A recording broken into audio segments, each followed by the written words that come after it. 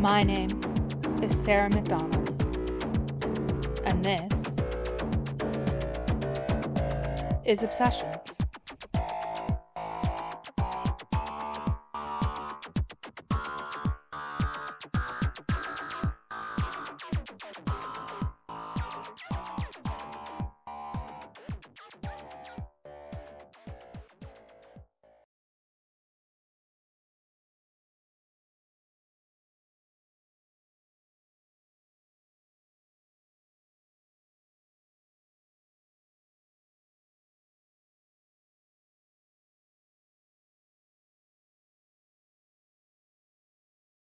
Trigger warning for content that mentions the following topics: intimate partner violence, sexual violence, systemic misogyny and sexism, missing persons, murder.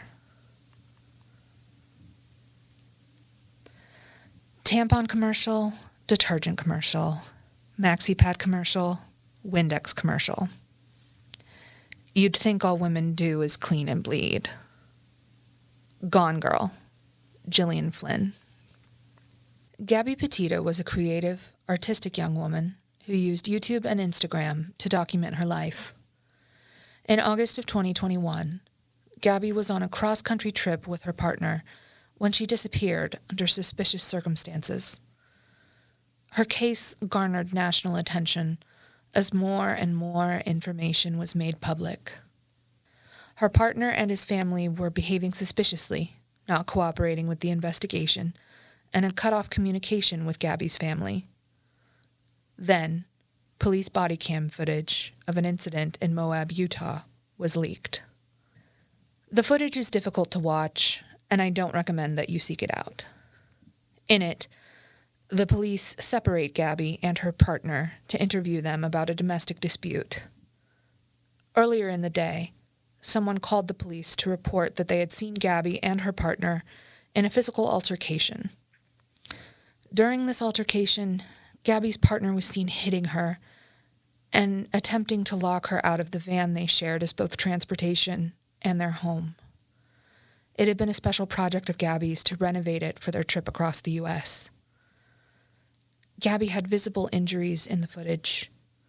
They both admit to having an argument that got physical, but insist that they don't want to press charges or be separated from each other. Throughout her own interview, Gabby is absolutely distraught, and it's clear that she is incredibly anxious. Ultimately, the officers sent Gabby's partner to spend the night in a motel. It was seen as a mental health issue rather than a domestic violence incident. 2 weeks later, she was gone. Susan Powell was a 28-year-old mother of two living in suburban Salt Lake City, Utah, when she vanished on December 6th, 2009. She was a devout Mormon and loved her two sons, 4-year-old Charlie and 2-year-old Braden, deeply. On December 7th, when the boys weren't dropped off at daycare, Susan's mother-in-law and sister-in-law reported the entire family missing. The police found the Powell residence empty and discovered that Susan had not gone to work that day. Later, Susan's husband returned home with Charlie and Braden. Susan wasn't with him. She hasn't been seen since. A welfare check was conducted at the home of 31-year-old Melissa Platt on October 8th, 2008. Melissa, a once vibrant, lively, beautiful woman, was found by authorities lying in blood and human waste with severe, extensive injuries. She was immediately taken to the hospital. Her partner had not taken her. Instead, allowing her to live in filth for days, drinking alcohol from a straw. Melissa was in the hospital until her death on December 17, 2008, due to a brain injury of unclear origin.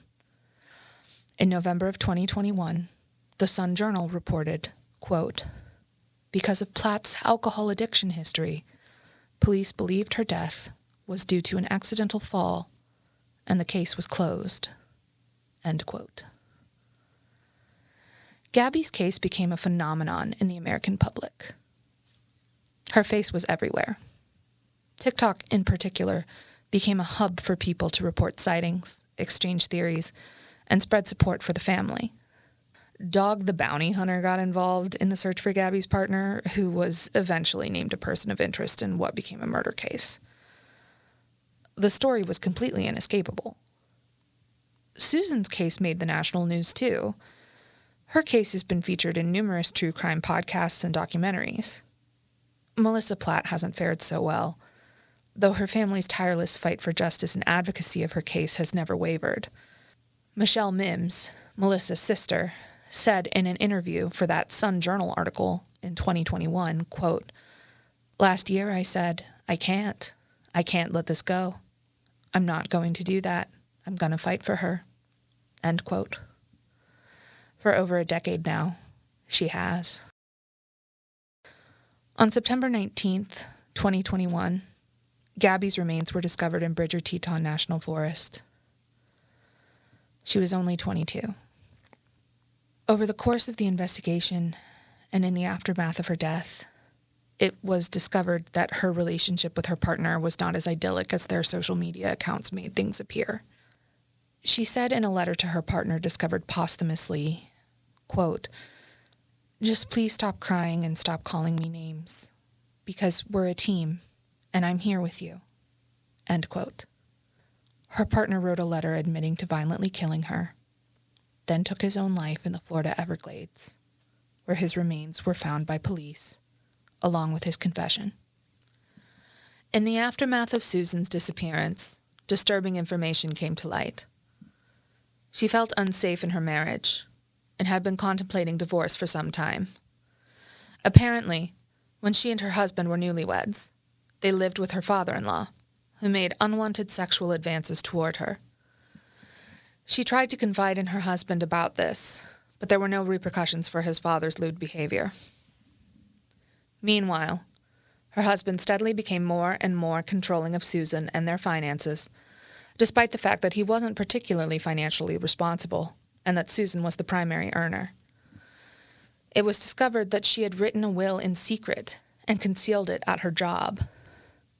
In this will, dated June 28, 2008, she wrote, quote, "I want it documented somewhere that there is extreme turmoil in our marriage," end quote, and, quote, "If I die, it may not be an accident, even if it looks like one," end quote. Despite Susan's husband's suspicious behavior and the bizarre circumstances surrounding her disappearance, he was never charged with her murder.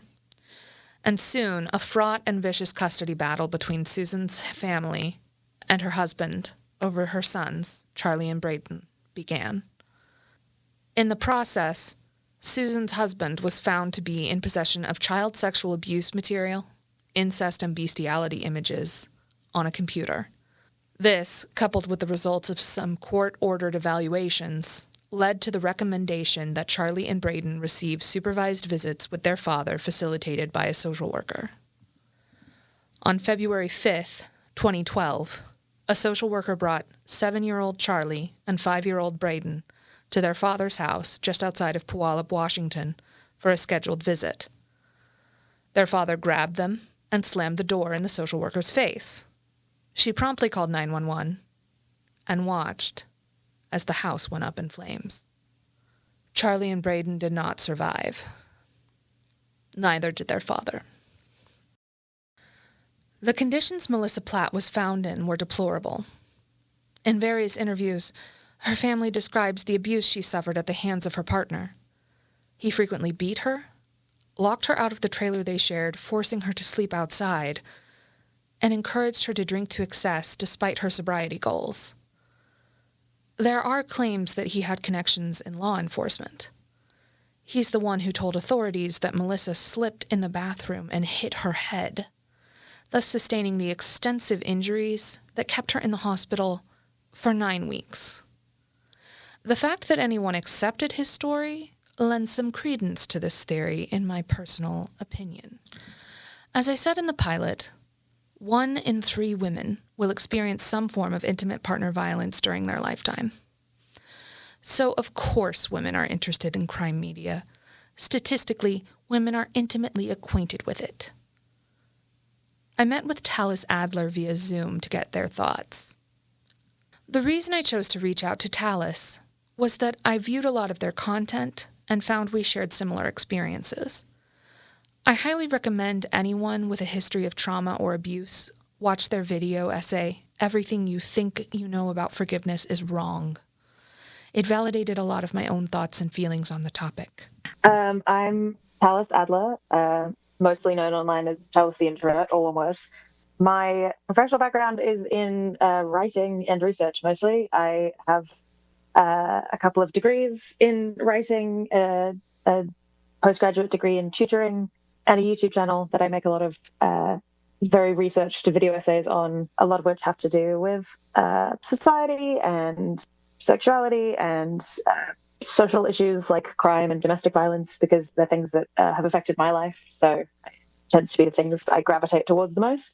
I'm also a crime enthusiast in fiction, have been my entire life. I spent a good portion of my adolescent years collecting every single Agatha Christie book ever written, which is interesting for a child to do. I was very obsessed with procedurals growing up, and just interested in crime in general. I think probably because of my firsthand exposure to how useless it is in real life. Yes. It's nice to watch a fantasy of something that worked. Yes. Yes. I'm very, very passionate about learning and knowing things. I have been my entire life, and I like teaching people things, but I like being taught things. And I like to know as much. If I want to know about anything, I have to know everything about it. I can't just like briefly be like, wow, I've heard that's interesting. I have to deep dive and know everything about it. Hence the multi-hour long videos on my channel. I asked Talis's thoughts on the appeal of crime media. Many women express feeling pressured to have a mentality of fear and hypervigilance about the world from an early age. Is the public's interest in crime media a manifestation of this mentality? Is that fear, perhaps, justified? Well, I think, as I briefly mentioned, for me, a lot of it was sort of fantasy wish fulfillment of a system that is set up to work. It's also like I was a mystery kid. I was a murder mystery kid in a huge degree. I love a mystery. I love figuring it out. And I love it when I don't figure it out. I love getting to the end and being like, what? That was the twist? It doesn't happen very often because I've read enough now that the twist center will dig out from a mile away. But I really, really like the intrigue of having to use my brain to figure something out. But yeah, there's also definitely that element of like the wish fulfillment of, wow, if only detectives actually did the job they were supposed to do and like figured stuff out. Like there's that running joke among a lot of people, but I think comes up online every now and then about, if you're so against cops, like what are you going to do the next time someone robs your house and they show up to stand around and like take notes and not do anything about it? Like. But like even those, which are supposed to be like gritty, realistic shows, there's so much fantasy in them, and I think it just obscures them with the fact that it's like, but this is realism, and I'm like, is it? Exactly. It's fun. It's fun to watch. I think the public's obsession with stranger danger is a part of the problem, because most people I know who've had to deal with being assaulted, being abused, intimate partner violence, it has come from the people closest to you. It's come from family members. It's come from friends. It's come from people you know, even in passing. It's very rarely from actual strangers. So I do think the hypervigilance against actual strangers, I think in some ways is overblown by the media and by society. Then again, it still does happen. So that's, like Sarah Everard in this country was murdered by a police officer. Yeah. Like it does happen. Without getting too deep into the weeds of my own personal history, I know that the appeal for me is the knowledge that the only difference between me and Gabby Petito is a twist of fate. Maybe appeal isn't the right word, since what I'm describing is more along the lines of survivor's guilt. Still, when I think of these stories, They fill me with rage, yes, but also a sense of solidarity.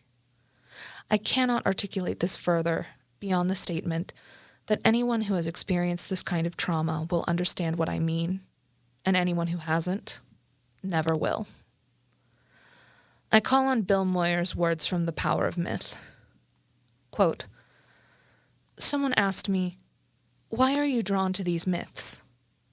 What do you see in what Joseph Campbell is saying?' And I answered, 'These myths speak to me because they express what I know inside is true.'" End quote. When I think of the stories of Gabby, Susan, and Melissa, I think, how many women have hidden truths inside us, desperately clawing their way up our throats, only to die before they reach our lips? I asked Talis what she thought separates our personal experiences with crime and true crime as a genre of entertainment. What kind of psychological somersaulting do we do to separate ourselves from the victims and survivors we see on our screens? I think I find that interesting because I don't Me neither. separate myself. I think it's very much a catharsis thing for me. I do.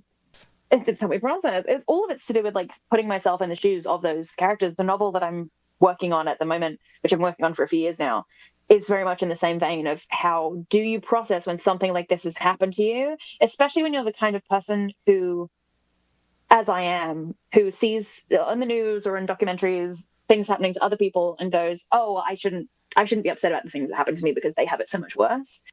I think being able to watch documentaries, watch true crime, watch fictional crime, and put yourself in the shoes of those people and see them come out the other side of it, I think is really helpful and really cathartic, and is something that I do a lot. And very rarely do I have to detach myself from it. I think the only times I can think of where I've had to like purposefully detach myself from something because it was too distressing or it was getting too real were things like Promising Young Woman, where it's like I understand why that movie ended the way that it did, but it was very triggering.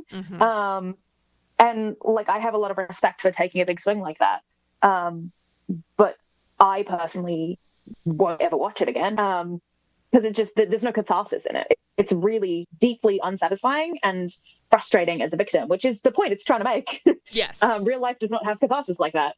But yeah, I very much think for me, it's way more about connecting with those feelings and processing them through fiction and in a healthy way than it is about separating myself from it. Absolutely.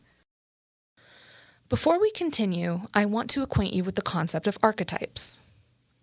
Britannica.com defines the term archetype as, quote, "a primordial image, character, or pattern of circumstances that recurs throughout literature and thought consistently enough to be considered a universal concept or situation," end quote. They go on to say, quote, "The term was adopted and popularized by literary critics from the writings of the psychologist Carl Jung, who formulated a theory of a collective unconscious. For Jung, the varieties of human experience have somehow been genetically coded and transferred to successive generations. These primordial image patterns and situations evoke startlingly similar feelings in both reader and author," end quote. That was a pretty jargon-heavy definition, so I'm going to break it down for you. Firstly, you might be thinking, what does primordial mean? It's just a fancy word for ancient or really, really, really old. So, archetypes are imagery, characters, or story structures that date back to early man. Fairy tales are a good place to look for examples. Rags to riches stories, wicked stepmothers, ugly stepsisters, damsels in distress, witches, animals that turn into princes when curses are broken by true love. These are all archetypes in folklore. Carl Jung was a Swiss psychiatrist who collaborated with Freud, but was actually right about some stuff, unlike Freud, who is on my list of arch nemeses. Sigmund, I know you're listening to this from the afterlife, and trust, when I find you, we will be having words. Basically, Jung came up with a lot of interesting ideas about psychology, and his archetypes were among them. The idea expressed in that definition I read for you is that Jung thought some human experiences are so universal that they date back to the days of the first people, primordial days. Because these experiences are universal, They evoke the same emotions in you that they do in your grandparents and celebrities and people who lived 1,000 years ago and so on. A folktale that you read and loved and found meaning in as a child might have also been the childhood favorite of Marie Antoinette and a European peasant child from the 1300s, or even one of your own earliest ancestors on the African continent, perhaps.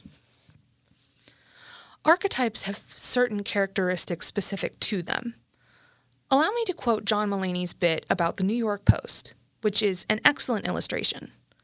In his comedy special, New in Town, Mulaney says, quote, "The number one thing you can be in the eyes of the New York Post is an angel. An angel is a child who has died. After that, under an angel is a hero. A hero is any man who does his job. You'll a lot of times see headlines that are like, 'Hero tutor teaches after school,' and you're like, yeah. Tots are angels who haven't died yet. There are no children in the eyes of the New York Post. You're either a tot or you're dead and you're an angel." End quote. Mulaney breaks down a cast of stock characters he's seen in the Post, and you can think about archetypes in a similar way. The characters themselves might have variations, but overall, their stories follow the same structure and they serve the same function in those stories. Another example from literature that I love is a poem by Lewis Carroll called The Jabberwocky. Quote, "Beware the Jabberwock, my son, the jaws that bite, the claws that catch. Beware the Jubjub bird, and shun the frumious Bandersnatch." And as in uffish thought he stood, the Jabberwock with eyes of flame came whiffling through the tugly wood and burbled as it came. End quote. The only descriptions of the monstrous Jabberwocky we as readers are given are that it has jaws, claws, and eyes of flame. We know that the protagonist's father is frightened by this creature, but there is very little in the way of a description, and Carroll employs his signature nonsense language throughout the poem, so we don't have a real animal for a frame of reference. All the reader has left to create this monster, then, is their own mind. Even without the accompanying illustrations, everyone I know who I've presented with the poem consistently describes the monster as some kind of dragon. This is a thought experiment I picked up from my friend Joe in high school. Shout out. And it's really interesting, so next time your friend group can't make up their minds about what to do on a Saturday, maybe try it. Now that we know what folklore is, and we familiarized ourselves with the concept of archetypes, let's go hunting for some archetypes in the narratives I've presented so far. We've established that crime media is a type of modern-day folklore and that folklore contains archetypes. Therefore, crime media will have some of its own. You might already be able to think of one. The victim. So, when I say the word victim, who comes to mind? I did this exercise privately, and I will be honest about the images and phrases that I thought of. First, I see an image of a smiling woman wearing light makeup with styled blonde hair and a cardigan. She is white. She's in her mid to late 30s.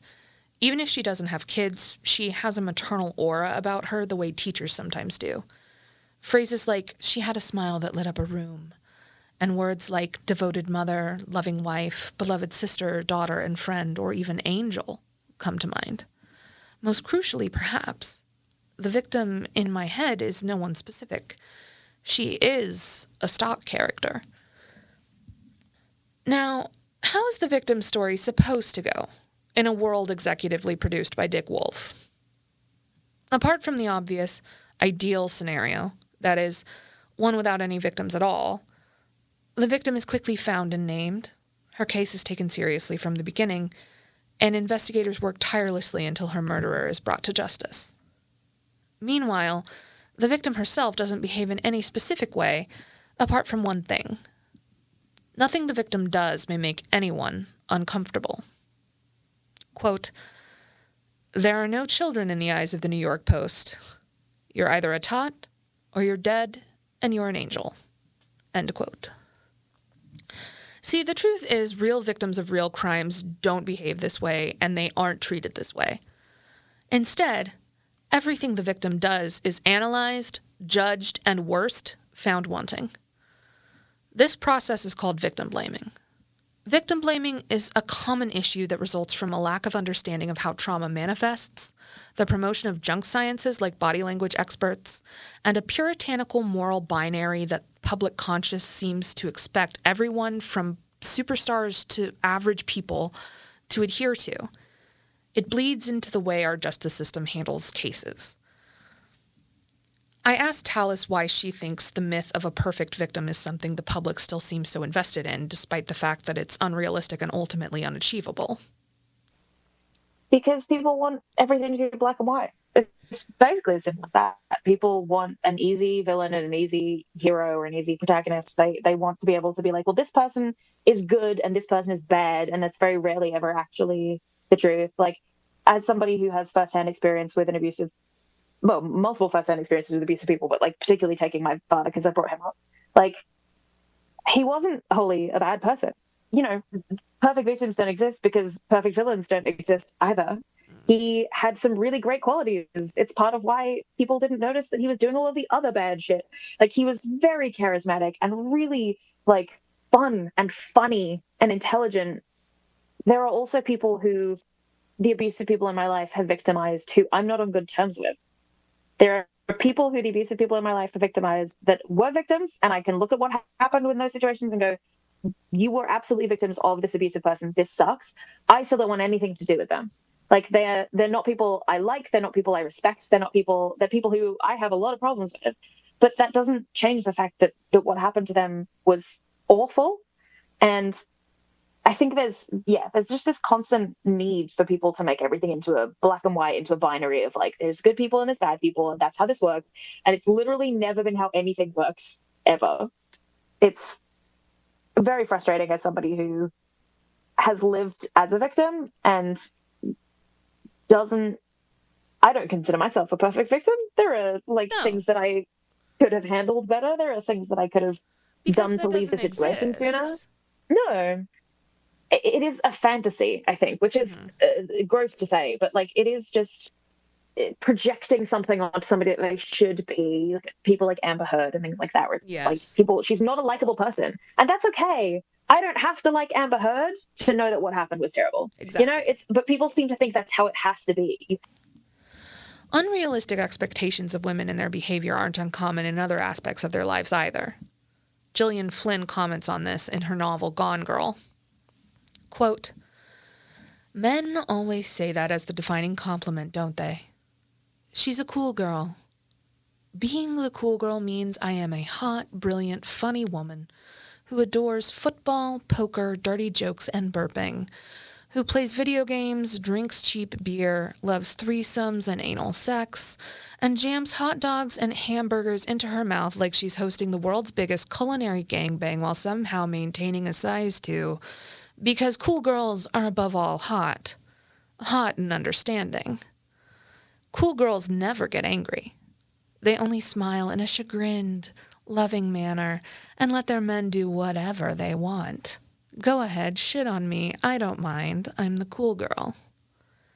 Men actually think this girl exists. Maybe they're fooled because so many women are willing to pretend to be this girl." End quote. The disdain with which Flynn writes about the cool girl leaves a bad taste in my mouth, particularly that last line. The implication that women are willing participants in their own oppression doesn't sit well with me, but that's also not a can of worms I'm interested in opening today. I have so many worms of my own to be getting on with. Suffice it to say that it does connect to victim blaming rather well. I wonder if we are fooled by the archetype of the victim because in so many cases the victim is no longer alive to advocate for herself.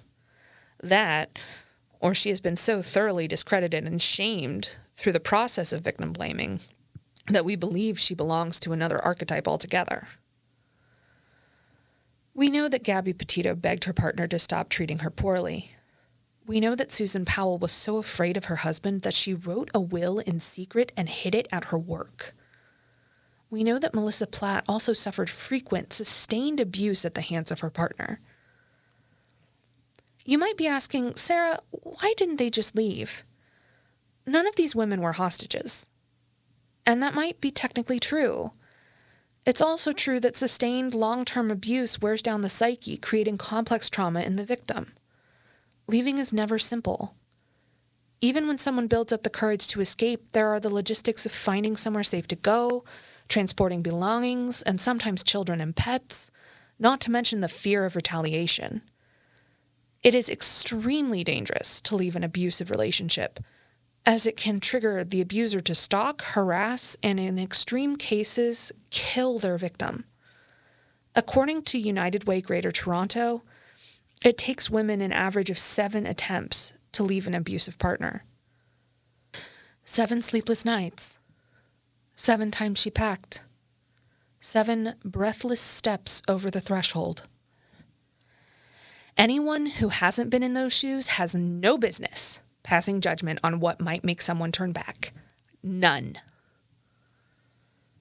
It's a heavy topic, and unfortunately, part of the reason it's so heavy is that cases like Gabby's, Susan's, and Melissa's are far too common. In 2021, the United Nations found that a female was killed by a family member every 11 minutes. That's the global average.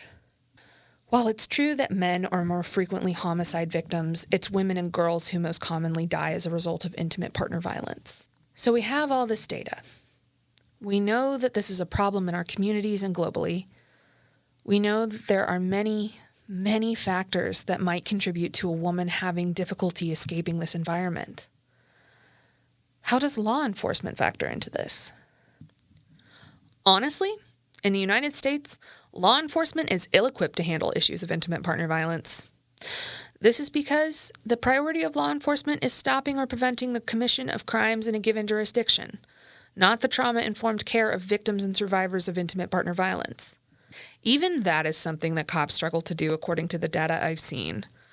The Saturday Evening Post wrote in 2024 that the crime rate in the U.S. is actually at a historic low, though the average person might not be aware of it because of environmental factors like sensationalism and the 24-hour news cycle, making it feel like everything awful is happening in your face all the time. Unless you follow John Green, who reminds us of this fun fact in times of despair, it wouldn't be unreasonable for you to feel like crime is on the rise. In fact, a study that focused on California law enforcement, a good litmus test for the rest of the states, found that despite these lower crime rates and increased funding, law enforcement has steadily become less effective over the years. Maggie Mae Fish made a video about this recently, and I hope she doesn't mind that I used the same study to make a similar point. From a consumer evaluation standpoint, cops kind of aren't delivering the value to the communities that they claim to. I do not feel protected or served when I see these statistics and hear stories of the way victims and survivors of intimate partner violence are treated by authorities. Abusers are familiar with this system and how it works. Experienced abusers know how to manipulate it. A combination of bias, human error, manipulation, and misogyny come together in many cases to create frustrating conclusions. Conclusions like in Gabby's case, where police officials dismissed the incident in Moab 2 weeks before her disappearance as a mental health incident. Like in Susan's case, where her own testimony predicting her potential death was disregarded. Like in Melissa's case, where police saw her as a clumsy alcoholic rather than a woman who needed their help. All too often, the systems put in place to protect women end up protecting the people that hurt them. There will be many more examples of this in this podcast. In the case of intimate partner violence, the frustrations people have with the way these issues are handled by authorities is reflected in the narratives we see in popular culture, namely the revenge narrative. For this episode, I watched Gone Girl and The Girl on the Train, although I know of many other classic examples of this narrative in crime media. Suffice it to say, there is a hunger for stories of women defeating their abusers, achieving some kind of poetic justice in the world of fiction, where there are no real consequences for such things. Everything from fried green tomatoes to practical magic to Maleficent. I know every millennial and Gen Z kid who grew up in Oklahoma can hear Goodbye Earl in a bar and start screaming the lyrics like some kind of sleeper agent. When it comes to fiction, at least, people are hungry for the blood of abusive men. In Gone Girl, Nick Dunn is blindsided by the disappearance of his wife, Amy. Diary entries of Amy's paint a picture of a marriage on the rocks and Nick's escalating disdain for his wife. sometimes crossing into violent territory. The audience might begin to see Amy as the archetypal victim until the twist is revealed, that Amy has orchestrated her own disappearance as revenge for the way Nick has treated her. I have some gripes with this film, I'll admit. I didn't read the book. However, as far as the movie is concerned, I have to say it left a weird taste in my mouth. I don't mind that Nick and Amy aren't, at least to me, particularly likable. I don't find the characters in The Great Gatsby likable either, and it's among my favorite books. It's more that watching Gone Girl feels like you're having a conversation with someone who has traded empathy for a sense of intellectual superiority. I don't disagree that Nick was a mediocre husband, and I don't disagree that over time that lack of care in a relationship has a serious negative impact on a person's psyche. I also happen to think that it was a weird choice to try to empower women with a story where the titular character is a woman with a history of lying about sexual assault, who is actively trying to frame her husband for her own murder because he was like an asshole. Editing Sarah here. I just wanted to point out that this is actually what happens. Like, she has this diary that we've seen her writing in over the course of these flashbacks, and then it's revealed at the twist when she's like giving this sarcastic monologue. Like, she's like revealing that she's written this diary to frame her husband, and she's like driving down the road dramatically and like tossing the pens and pencils with the cute little charms on them that she used to write these fake diary entries detailing horrific abuse out the open window. Like, and she's so smug about it. And it just, like, that's the kind of thing that I'm talking about here, where it just sits really weird with me. Like, she does all of this because her husband is kind of a dick. And that's it. And for it to be an effective revenge narrative, there needs to be more of an imbalance of power so that there's more satisfaction when the victim rises up and takes their revenge. It's got to be John Wick's puppy. And I'm sorry, but I wasn't sold John Wick's puppy. And there was no reason for her to go full scale, like, scorched earth girl with the dragon tattoo here. There just wasn't. To me, it comes off as a perpetuation of victim-blaming tropes and myths surrounding how frequently things like sexual assault are falsely reported, which isn't very frequently, by the way. According to the National Sexual Violence Resource Center, false allegations of sexual assault sit between 2 and 10%, which is roughly average for crimes in the U.S. In actual fact, sexual assault is underreported because so often perpetrators are so rarely punished and survivors are subjected to intense victim blaming, pigeonholed into the victim archetype by society, judged, and shamed into silence. This is backed up by RAINN statistics. Quote, 98% of perpetrators walk free, end quote. RAINN says that only 1 in 3 survivors will report their ordeal to law enforcement. The top 2 reasons they chose not to were fear of retaliation and a belief that, quote, the police would not do anything to help, end quote.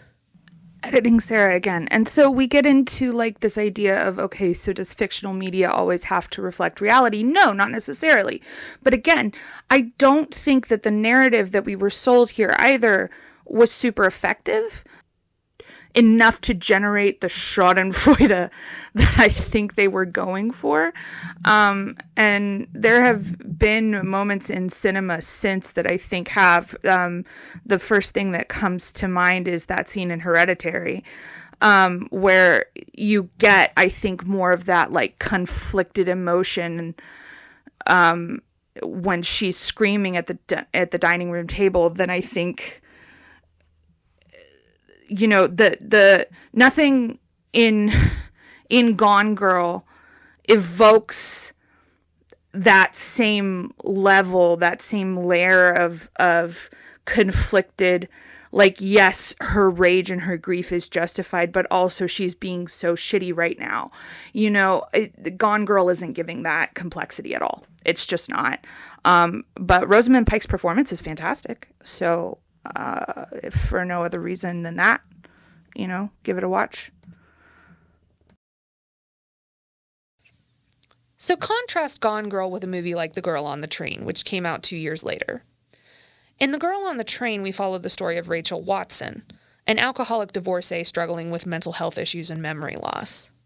Throughout the course of the film, we discover that Rachel's alcoholism was actually a tool used in her abusive ex-husband Tom's arsenal.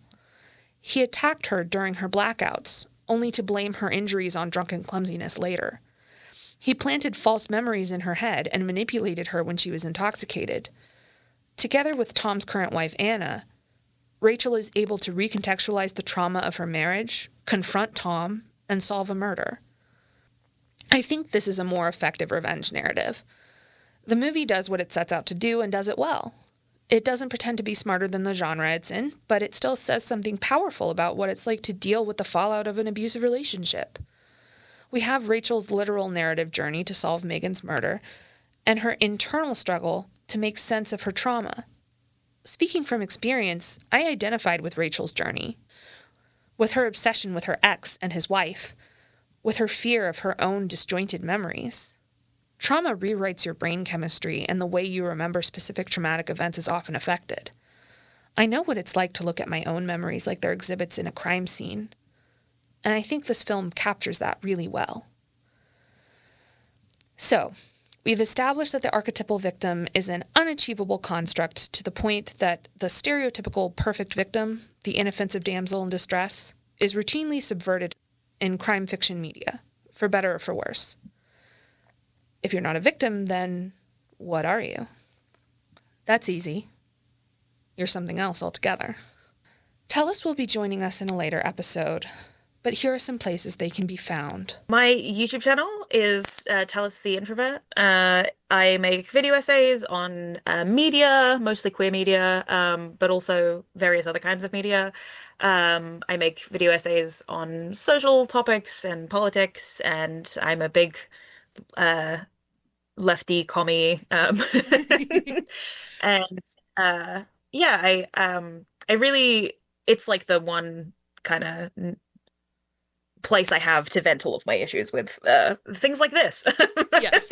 Things like others we talked about. So that is where I put all of my frustrations is on my YouTube channel.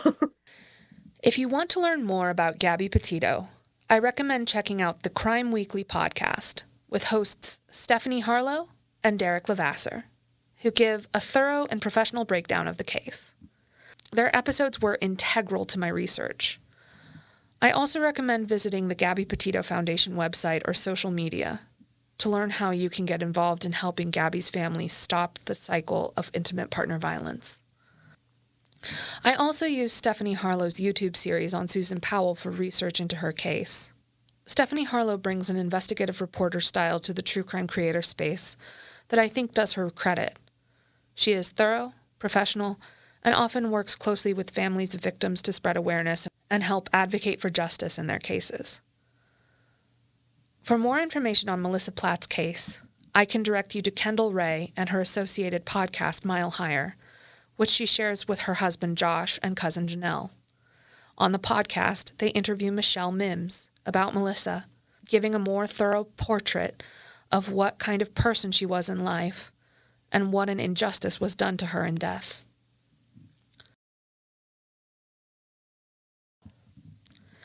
If you or a loved one are experiencing intimate partner violence, please contact the National Domestic Violence Hotline at 800-799-7233.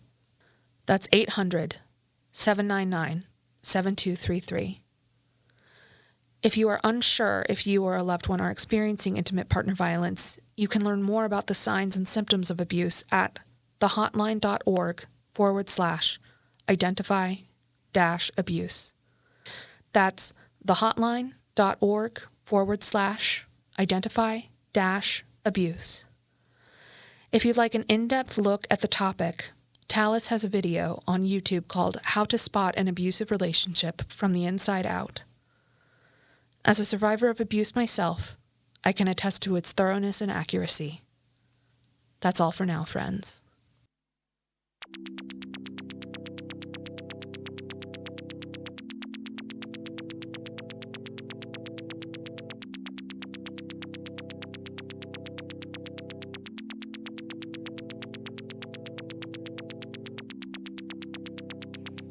This podcast was created, researched, written, produced, and edited by Sarah McDonald, with music by Zoe Blade.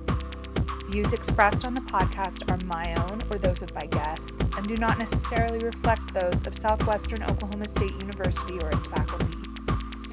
Special thanks to Southwestern Oklahoma State University's Hilltop Theater, Professor Jessica Salmons-Meditz, Professor Stephen Dowdy, Dr. Matthew Dorr, and Jonathan Wynn for their help and mentorship through this project. Infinite hugs to Dylan, Cass, Joe, Shelley, Des, Lex, and Shy for putting up with my crazy writing schedule and my constant requests for feedback. Dedicated with love to Mrs. Rachel Anderson, my 8th grade English teacher, who made me believe